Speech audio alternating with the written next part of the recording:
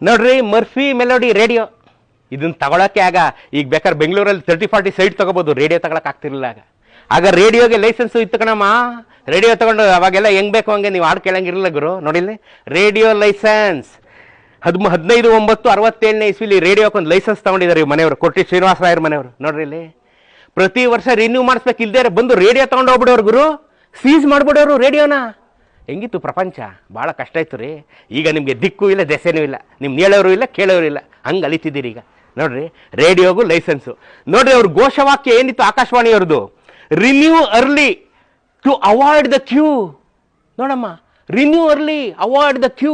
Radio licence renew ಮಾಡೋಕ್ಕೆ queue ಕಣ್ರಿ, queue. ಎಂತೆಂಥ ಸೀನಿಯರ್ಸ್ ಹೆಂಗೆ ಎಂಜಾಯ್ ಮಾಡೋರು ನೋಡ್ರಿ. ನೋಡಮ್ಮ, renew early and avoid the Q.